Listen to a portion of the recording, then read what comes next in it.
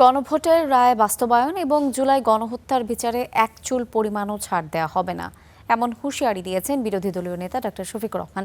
তিনি বলেছেন, গণঅভ্যুত্থানের চেতনা বাস্তবায়নের মাধ্যমে জনপ্রত্যাশা পূরণ করতে হবে। জুলাই আগস্টের ছাত্র জনতার অভ্যুত্থান ছিল বৈষম্য, স্বৈরাচার ও ফ্যাসিবাদের বিরুদ্ধে জনগণের ঐক্যবদ্ধ আন্দোলন। বুধবার কাকরাইলের আইডিইবি মাল্টিপ্লাস হলে অনুষ্ঠিত এই সেমিনারে অংশ নেন বিভিন্ন রাজনৈতিক দলের নেতারা। জনগণের প্রত্যাশা পূরণে রাজনৈতিক ঐক্য, প্রয়োজনীয় সংস্কার এবং জবাবদিহি নিশ্চিত করার উপর গুরুত্ব আরোপ করেন তারা।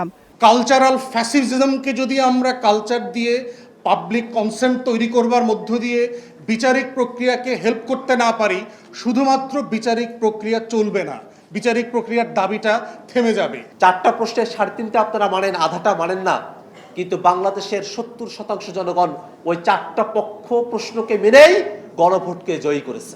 একই সঙ্গে জুলাই গণহত্যা ও মানবতা বিরোধী অপরাধের অভিযোগের বিচার দ্রুত ও নিরপেক্ষ করার তাগিদ দেন বক্তারা। ওই 12টা নোট অফ ডিসেন্ট বাদ দিলে যা দাঁড়াবে সেটা সংবিধান সংস্কারের জন্য রাষ্ট্র কাঠামো পরিবর্তনে একেবারে ইম্যাটেরিয়াল, সেই ফ্যাসিবাদী রাষ্ট্র কাঠামোর কোনো পরিবর্তন হবে। এখানে যে সংস্কারের কথাগুলি হচ্ছে, আমার মনে হয় বেগম জিয়ার ছেলে হিসেবে, শহীদ রাষ্ট্রপতি জিয়ার ছেলে হিসেবে এটা উদ্যোগ নিয়ে আপনার করা উচিত। সরকারের সমালোচনা করে বিরোধী দলীয় নেতা বলেন, সংসদে দাঁড়িয়ে মিথ্যা কথা ও জাতিকে ধোঁকা দিচ্ছে সরকার, আর কোনোভাবেই ফ্যাসিবাদ ফিরতে দেয়া হবে না বলেও হুঁশিয়ারি দেন তিনি। আমরা বিস্মিত হলাম, জাতীয় সংসদের মতো জায়গায় দাঁড়িয়ে প্রতারণার আত্মস্বীকৃত সাক্ষী পাওয়া গেল। লজ্জা, সামান্য হায়া শরম থাকলে এটা হওয়ার কথা ছিল না।